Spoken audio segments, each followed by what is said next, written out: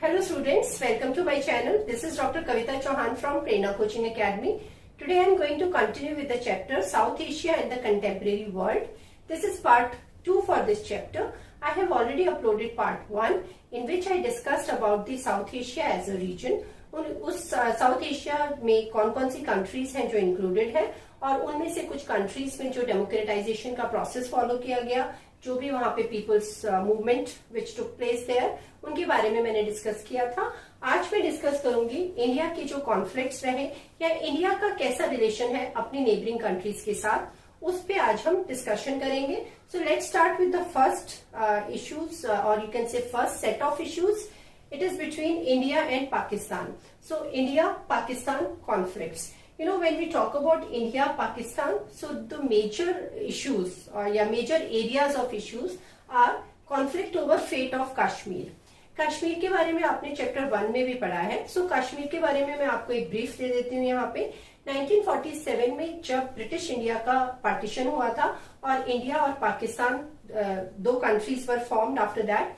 So at that time what happened that princely states were given an option either to merge with India or accede into India or Pakistan or to stay independent.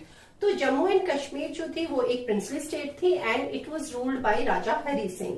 Now Jammu and Kashmir की जो एक composition थी population की, वहां पे Muslim majority थी but there was a you can say significant fraction of Hindu population also.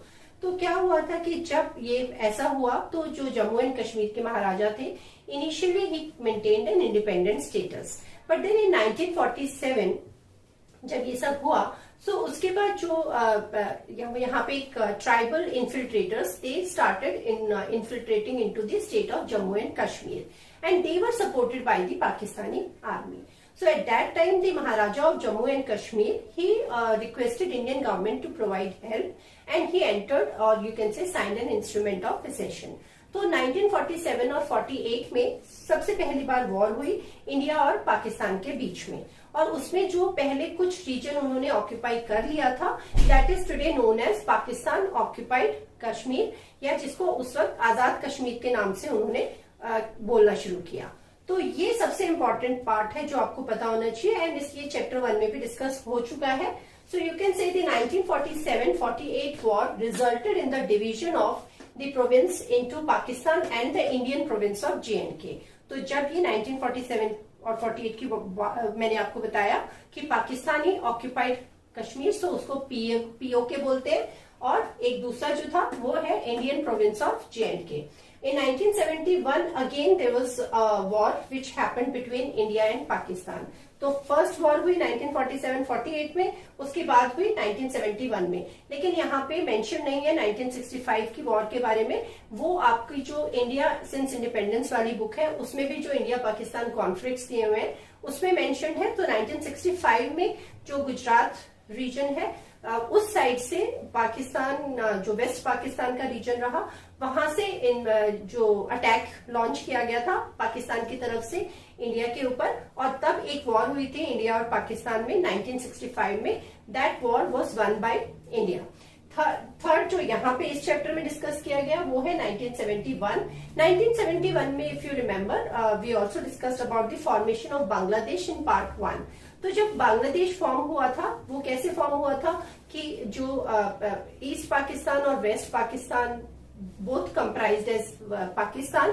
तो east Pakistan जो था वहां पे ये जो प्रॉब्लम शुरू हुई थी और वहां पे अवामी लीग जो थी उन्होंने इस पीपल्स मूवमेंट को लीड किया था, और उसके बाद जो ईस्ट पाकिस्तान था that became Bangladesh in 1971 and a war started between India and Pakistan.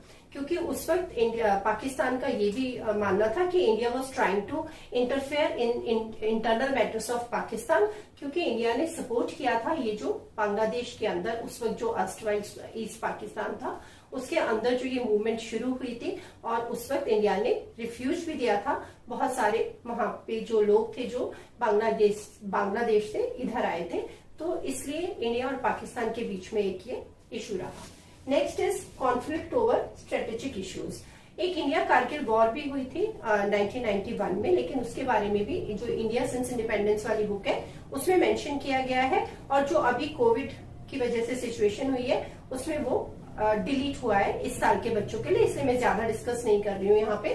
तो सेकंड जो है वो है कॉन्फ्लिक्ट ओवर स्ट्रेटेजिक इश्यूज। तो एक तो ये जो वॉर्स हुई इंडिया पाकिस्तान के बीच में, वो है इम्पोर्टेंट जो कॉन्फ्लिक्ट रहा बीच में पाकिस्तान और इंडिया के। और दूसरा है conflict over strategic issues, control of the Siachen glacier and over acquisition of arms. Now Siachen glacier क्या है? Siachen glacier basically is the highest battle ground on earth, ठीक है, जहां पे India and Pakistan you can से have fought intermittently since April 1984। उसके बाद थोड़ा सा इसके ऊपर भी जब मीटिंग्स हुई, डिस्कशंस हुई, तो बाद में थोड़ा मतलब आप कह सकते हो कि एग्रीमेंट साइन किए गए थे। ये क्या है कि सियाचिन ग्लेशियर का जो एक ये रीजन है, ये डिमार्केटेड लाइन ऑफ कंट्रोल नहीं है। मतलब ये जो टेरिटरी है ये मैप के ऊपर क्लियरली इसकी डिमार्केशन नहीं हुई थी। तो यहाँ पे इससे हमेशा इंडिया और पाकिस्तान के बीच में टसल चलती रहती है। और उसके बाद नेक्स्ट है over acquisition of arms. Both have acquired nuclear weapons and missiles. दोनों के दोनों जो कंट्रीज हैं, जो आर्म्स एक्विजिशन है उसके ऊपर भी कि अब क्या हुआ कि न्यूक्लियर जो टेस्ट्स हैं वो किए गए इंडिया की साइड से भी और पाकिस्तान की साइड से। सो इंडिया ने भी किया न्यूक्लियर एक्सप्लोजन पोखरण में 1998 में। तो दोनों के बीच में ऑब्वियसली अगर हमारी नेबरिंग कंट्री के पास, अगर हमारी नेबरिंग कंट्री अपनी आर्म्स एक्विजिशन पे उन्होंने बहुत ज्यादा आप कह सकते हो पैसा लगाया है और वो उसको बढ़ाते जा रहे हैं, तो हमें भी अपने आप को प्रोटेक्ट करने के लिए, डिफेंड करने के लिए अपनी सिक्योरिटी फोर्सेस को वेल इक्विप्ड करना होगा और एक्वायर करने होंगे इस तरीके के वॉरफेयर के जो आपको आर्म्स और एम्यूनिशन चाहिए होता है वो। तो ये एक इशू रहा है, जो एक इशू है कॉन्फ्लिक्ट का दोनों के बीच में। उसके बाद है conflict over sharing of river waters. ये जो हमारी कंट्री की नेबरिंग कंट्रीज हैं जैसे कि इंडिया है, बांग्लादेश है, इनके बीच में हमेशा वो ये रिवर वाटर डिस्प्यूट्स रहे हैं। क्योंकि रिवर वाटर डिस्प्यूट्स में होता है शेयरिंग ऑफ वाटर। क्योंकि जो भी कोई नदी अगर हिमालयन रीजन से आप कह सकते हो या माउंटेन से जो निकली हैं और जो रिवर फ्लो करते हुए नीचे आके अरेबियन सी में मिल रही हैं या इंडियन ओशन में मिल रही है, बे ऑफ बंगाल में मिल रही है, तो ऑब्वियसली उसका जो फ्लो है उसको अगर बीच में रोक दिया जाए या अगर पानी जो रिलीज किया जाता है अगर वो एक कंट्री जब रोक ले या अपने मतलब एक्सेस में स्टोर कर ले, तो जो नेक्स्ट कंट्री है उसको इसके ऊपर प्रॉब्लम्स हो सकती हैं। तो शेयरिंग ऑफ रिवर वाटर के ऊपर यहाँ पे कॉन्फ्लिक्ट्स रहे हैं। और ये कौन सी नदी के बारे में रहे हैं? ये इंदस रिवर के बारे में रहे हैं। और उसके बाद वर्ल्ड बैंक की हेल्प से दोनों ने इंदस वाटर ट्रीटी साइन की थी 1960 में। लेकिन अभी भी माइनर डिफरेंसेस दोनों कंट्रीज के बीच में होते रहते हैं इन दोनों के बीच में। उसके बाद है difference over the demarcation line in Sir Creek in Rann of Kutch. So what is this Sar Creek problem in Rann of Kutch? So you can say Sar Creek was originally known as Banganga and it is the 96 kilometer tidal estuary in the uninhabited marshlands of Indus River Delta, and it is a boundary dispute between India and Pakistan. तो ये जो जब India independent नहीं हुआ था तब उस वक्त सर क्रीक जो ये वाला रीजन है, ये रीजन जो था वो बॉम्बे प्रेसिडेंसी का पार्ट था। और उसके बाद एक उस वक्त का जो महाराजा ऑफ कच्छ थे वहां पे उस वक्त एक एग्रीमेंट साइन हुआ था। लेकिन जो जब इंडिया इंडिपेंडेंट हो गया उसके बाद कच्छ जो था वो चला गया इंडिया के पास और जो यहाँ का सराउंडिंग रीजन था सिंध वो चला गया पाकिस्तान के पास। तो दोनों के बीच में ये अभी भी जो डिमार्केशन है या बाउंड्री डिस्प्यूट है वो अभी भी चल रहा है। So this is called as difference over the demarcation line in Sir Creek in Rann of Kutch. पहले इतना ज्यादा ये एरिया जो था वो बहुत इंपॉर्टेंट नहीं माना जाता था रीजन, लेकिन जो ये इशू स्टार्ट हुआ था 1965 से, मतलब जो कॉन्फ्लिक्ट हुआ था, तो उससे ये बात ये भी हुआ था कि यहाँ पे कुछ रिसोर्सेज डिस्कवर हुए थे और अगर हम फिशरी के हिसाब से सोचें तो भी ये काफी इम्पोर्टेंट है। तो यहाँ पे ये इशू रहा। तो ये तो हुए सारे के सारे इश्यूज। इसके अलावा भी दोनों कंट्रीज के बीच में बहुत ज्यादा म्यूचुअल सस्पिशन रहा है और इंडियन गवर्नमेंट का हमेशा ये मानना रहा कि जो भी JNK में टेररिज्म और इंसर्जेंसी की शुरुआत हुई और जो भी जिस तरीके से वो उसने फ्लरिश किया उसमें जो मिलिटेंट्स हैं उनकी ट्रेनिंग से लेके उनको आर्म्स एम्यूनिशन सप्लाई करने तक सब जगह पे गवर्नमेंट का मानना है कि पाकिस्तान का बहुत बड़ा रोल रहा। इसके अलावा जब इंडिया में पंजाब में प्रॉब्लम हुई थी, खालिस्तान इशू इरप्ट हुआ था, उस वक्त भी जो प्रो खालिस्तानी ग्रुप्स थे उनको फाइनेंशियल सपोर्ट प्रोवाइड करना या आर्म्स एंड एम्यूनिशन प्रोवाइड करने में पाकिस्तानी गवर्नमेंट का बहुत रोल रहा। सो ये इंडियन गवर्नमेंट हमेशा इस चीज के लिए मतलब पाकिस्तान को ब्लेम करती है। तो दोनों के बीच में ये म्यूचुअल डिफरेंसेस रहे।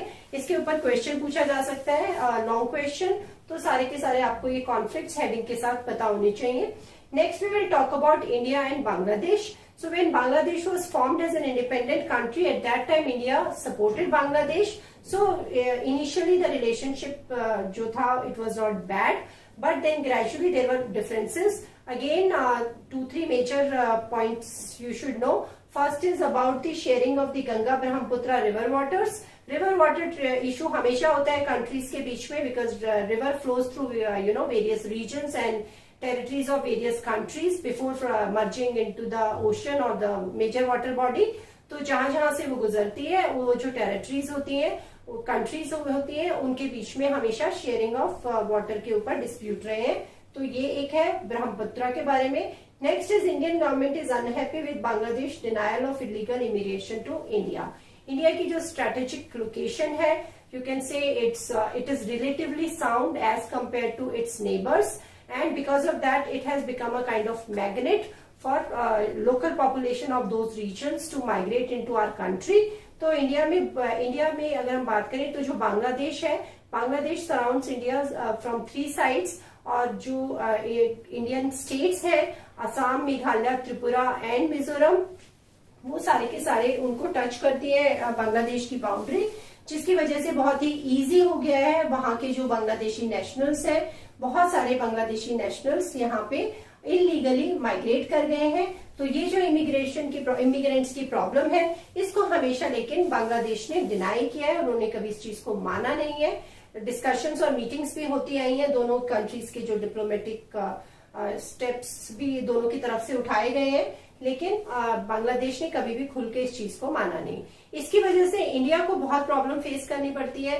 एक तो इसके serious economic implications can be seen because the migrants they obviously use the resources of our country, and because of that our local population gets affected, and it also creates problem for the local culture. So ये India को face करना पड़ता है। और second है, it is also a security threat, or you can say threat to national security. Next is Indian government has been unhappy for Bangladesh supporting anti-Islamic fundamentalist groups. So India जो बांग्लादेश की government है वो उनको blame किया है Indian government ने कि बांग्लादेश ने एंटी इस्लामिक फंडामेंटलिस्ट ग्रुप्स जो हैं उनको वो सपोर्ट करते आए हैं इंडिया के अगेंस्ट। इंडिया में जो इंटरनल प्रॉब्लम्स होती हैं उनमें उनको सपोर्ट करते आए हैं। Next is Bangladesh refusal to allow Indian troops to move through its territory to northeastern India. Now, since this northeastern region is, from the very beginning, it remained kind of isolated from the mainland of India. और उसकी वजह से वहां पे बहुत ज्यादा शुरू में प्रॉब्लम्स फेस की गई थी। पूरा का पूरा north eastern region you can say has faced a turmoil, and there were issues in Mizoram, Manipur, Assam, Nagaland. तो इंडियन गवर्नमेंट के खिलाफ या you can say separatist movements और रीजनल कॉन्फ्लिक्ट्स ये रहे। तो जब भी कभी इस तरीके के सपोर्ट की जरूरत हुई बांग्लादेश को, या movement of troops was required through the Bangladeshi territory, so the support was not provided. So ये इंडिया और बांग्लादेश के इश्यूज रहे। उसके बाद अगर हम बांग्लादेश का पॉइंट ऑफ व्यू देखें तो बांग्लादेश गवर्नमेंट का मानना है कि Indian government behaves like a regional bully. In fact यहाँ पे क्वेश्चन भी आता है एग्जाम में जिसमें ये पूछा जा सकता है कि जो इंडिया की लोकेशन है, geographical location, its population size, or you can say relatively economically strong आप कह सकते हो situation, because of that India acts और tries to dominate over this region. तो वो भी एक क्वेश्चन एग्जाम में आ सकता है। सो बांग्लादेश गवर्नमेंट का भी यहाँ पे यही मानना है कि इंडिया जो है वो एक रीजनल बुली की तरह काम करता है। और उसके बाद जो जब शेयरिंग ऑफ रिवर वाटर है उन चीजों की उसके ऊपर, and encouraging rebellion in Chittagong hill tracts. Chittagong hill tract जो है वो बांग्लादेश का एक रीजन है, और जहां पे एक रीजनल कॉन्फ्लिक्ट हुआ, और उस रीजनल कॉन्फ्लिक्ट में जो भी एंटी गवर्नमेंट ग्रुप्स थे, बांग्लादेश का मानना है कि इंडिया ने उनको सपोर्ट किया। दोनों के बीच में ये इश्यूज है, लेकिन इसके साथ साथ दोनों के बीच में कुछ अच्छी बातें भी देखी गई हैं। जो कॉमन इश्यूज है, जहां तक इकोनॉमिक रिलेशन की बात हुई है, वो इम्प्रूव हुए हैं दोनों के बीच में। और अगर एनवायरमेंट से रिलेटेड, डिजास्टर मैनेजमेंट से रिलेटेड अगर दोनों ने मिलकर कुछ स्टेप्स, कंबाइंड स्टेप्स उठाए हैं, तो ये अच्छे रिलेशंस में आता है। एक और है that Bangladesh is a part of India's look east policy.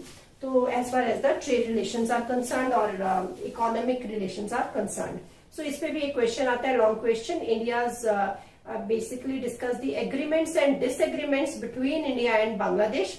सारे लॉन्ग क्वेश्चन के आंसर आप क्लियरली यहाँ से लिख सकते हो। मैं आपको गारंटी देती हूँ कि आप अगर ये पॉइंट सारे लिखोगे तो आपको मार्क्स बहुत अच्छे मिलेंगे, बिकॉज मैंने 5-6 साल तक मैंने सीबीएसई में बोर्ड एग्जामिनेशन में पेपर्स भी चेक किए हैं, तो मार्किंग स्कीम्स भी हमें मिलती थी और जिस तरीके से हमें गाइड किया जाता था चेकिंग करने के लिए, तो जो एनसीईआरटी के ये पॉइंट्स होते हैं वही हमारे आंसर की में भी, you can check it in fact on CBSE site also. तो ये सारे पॉइंट्स आप नोट कर सकते हो, बहुत ही इंपॉर्टेंट है, आंसर बन जाएंगे आपके लॉन्ग क्वेश्चंस के। Next is India and Nepal. So when we talk about India and Nepal, so they have been always, you can say they have good relation, and you can say they enjoy very special relationship. Why? Because एक treaty sign की गई थी दोनों के बीच में, और दोनों के जो नेशनल्स हैं, अगर उनको काम के लिए या ट्रेवल के लिए अगर उनको एक दूसरे की कंट्री में मूवमेंट करनी होती है, उसके लिए उनको किसी भी तरीके के वीजा की रिक्वायरमेंट नहीं है। ये दोनों के बीच में बहुत अच्छी बात रही है। लेकिन हाँ, कुछ ट्रेड रिलेटेड इश्यूज भी रहे दोनों के बीच में। और एक और जो इश्यू रहा कुछ साल पहले देखा गया, जो उभर के आया, वो था नेपाल और चाइना की ग्रोइंग फ्रेंडशिप। क्योंकि चाइना और इंडिया के बीच में हमेशा कॉन्फ्लिक्ट्स रहे, तो उसकी वजह से नेपाल का चाइना की तरफ झुकाव इंडियन गवर्नमेंट को पसंद नहीं रहा। उसके अलावा एक और पॉइंट है कि जैसे नेपाल में काफी टाइम तक माओइस्ट इंसर्जेंसी रही, और हमारी कंट्री में भी कुछ जो हमारे रीजन्स हैं, हमारे स्टेट्स हैं, वहां पे ये माओइस्ट ग्रुप्स की प्रेजेंस देखी गई है, और काफी कॉन्फ्लिक्ट्स भी हुए हैं जिसमें काफी लॉस हुआ इंडियन गवर्नमेंट को। तो इंडियन गवर्नमेंट का ऐसा मानना है कि जो उस वहां की जो माओइस्ट ग्रुप्स की जो कंटिन्यूटी थी, वो हमारी कंट्री के लिए भी एक थ्रेट रहा। ये इंडिया और नेपाल के रिलेशनशिप। उसके बाद let's talk about India and Sri Lanka. India and Sri Lanka का मेजर इश्यू सिर्फ एक ही है, वो है ओवर द एथनिक कॉन्फ्लिक्ट। मैंने पार्ट 1 में डिस्कस किया श्रीलंका में जो तमिल प्रॉब्लम हुई थी और जो वहां पे सिविल वॉर हुई थी, उसमें जो तमिल ग्रुप्स थे, जब उनके खिलाफ कोई एक्शन लेती थी श्रीलंकन गवर्नमेंट, उसका आज भी असर, मतलब बेसिकली आप ये कह सकते हो कि जब वहां पे तमिल्स को मारा जाता था या अगर वहां के तमिल नाखुश रहते थे, उसका सीधा सीधा असर हमारी जो तमिलनाडु स्टेट है, वहां के जो तमिल ग्रुप्स हैं, उनके ऊपर देखा जा सकता था। और इंडियन गवर्नमेंट के लिए बहुत मुश्किल हो जाता था एक न्यूट्रल पोजीशन बनाना, क्योंकि हमारी कंट्री में तमिल्स की पॉपुलेशन की वजह से। तो ये एक इंडिया के लिए प्रॉब्लम रही है हमेशा, जब वहां पे सिविल वॉर बहुत ज्यादा पीक पे थी और जब इंडिया ने वहां पे इंडियन पीस कीपिंग फोर्सेस भेजी थी। लेकिन उसके बाद जब वहां से इंडियन गवर्नमेंट की फोर्सेस विड्रॉ की गई, तो 1987 के बाद से आप कह सकते हो कि इंडिया ने अपने आप को एंगेज नहीं करना चाहा श्रीलंका के एथनिक कॉन्फ्लिक्ट में। तो ये प्रॉब्लम्स रही दोनों के बीच में, और इंडिया साइंड, लेकिन अच्छे रिलेशंस की हम बात करें तो India signed FTA with Sri Lanka which स्ट्रेंथन्ड relations between the two. देखो, ये सारी नेबरिंग कंट्रीज को पता होता है कि एक दूसरे के साथ ट्रेड रिलेशंस बनाना या एक दूसरे के साथ इकोनॉमिकली कोऑपरेट करना और सपोर्ट करना, वो दोनों कंट्रीज के लिए अच्छा रहता है। तो हर जगह हमने देखा कि इकोनॉमिक रिलेशंस इंप्रूव हुए हैं, maybe except with Pakistan. तो ये हमारा रहा। उसके बाद अगर हम भूटान की बात करें तो India and Bhutan they enjoy very special relationship, and भूटानीज government efforts to weed out the guerrillas and militants from northeastern India have been helpful. तो नॉर्थ ईस्टर्न स्टेट्स में, जैसे मैंने आपको बताया कि मिजोरम में, मणिपुर में, नागालैंड में जो इश्यूज जब हुए थे, तो बहुत जो उन रीजन में बहुत सारी जगहों पे जो ये गुरिल्ला वॉरफेयर टेक्निक फॉलो की गई थी, उसके बारे में यहाँ पे बात की गई है। और उनको वीड आउट करने में, मतलब उनको उखाड़ फेंकने में जो भूटानीज गवर्नमेंट है, वो भूटानीज गवर्नमेंट है, उन्होंने इंडिया को बहुत सपोर्ट किया। इसकी वजह से दोनों के रिलेशन और बहुत ही अच्छे हुए। इसी तरीके से India is involve in big hydro electric projects in Bhutan and is biggest source of aid for Himalayan kingdoms development. इस किंगडम की डेवलपमेंट को से रिलेटेड इंडिया ने इनको काफी फाइनेंशियल एड भी प्रोवाइड की है। तो ये दोनों के बीच में अच्छे रिलेशन है और इंडिया और मालदीव्स के बारे में भी कोई कॉन्फ्लिक्ट्स नहीं रहे हैं दोनों के बीच में और रिलेशनशिप भी स्मूथ रहे हैं। तो ये सारे के सारे मैंने आपसे डिस्कस किया इंडिया का अपने नेबरिंग कंट्रीज के साथ या कह सकते हो साउथ एशिया में जो रिलेशंस है उसके बारे में। एक और क्वेश्चन है लास्ट पैराग्राफ या सेकेंड लास्ट पैराग्राफ में, अगर आप देखोगे ये वाला जो कंटेंट है जिसमें बोला गया है कि ऐसा नहीं है कि सारे के सारे जो कॉन्फ्लिक्ट्स थे वो इंडिया के ही थे इन सारी कंट्रीज के बीच में, जो दूसरी कंट्रीज थे उनके भी आपस में थोड़े बहुत इश्यूज है। तो जैसे रिवर वाटर शेयरिंग का जो इशू है वो तो जिस भी कंट्री, मैंने बताया कि जब रिवर फ्लो जो होती है, रिवर जब फ्लो करती है तो वो जिस जिन टेरिटरीज को क्रॉस करती है तो उसमें जो कंट्रीज इन्वॉल्व होती हैं हमेशा उनके बीच में ये इश्यूज देखे गए हैं। तो कुछ आपस में भी इन कंट्रीज के बीच में डिफरेंसेस रहे। So this is all about this chapter South Asia and the Contemporary World। मैं इसके लिए एक वीडियो अपलोड करूंगी जिसमें 1 मार्क क्वेश्चंस इंक्लूड करूंगी क्योंकि इसमें से काफी सारे क्वेश्चन बन सकते हैं, मतलब 50 क्वेश्चन भी अगर मैं बनाऊं इसमें से 1 मार्क के तो वो भी कम है। एंड स्पेशली अगर आप एम कर रहे हो कि आपको 90% अबव मार्क्स लेने हैं तो उसके लिए आप एक नंबर का क्वेश्चन भी छोड़ने का मतलब चांस नहीं ले सकते हो। तो मैं वो अपलोड करूंगी, stay tuned for that. Thank you so much.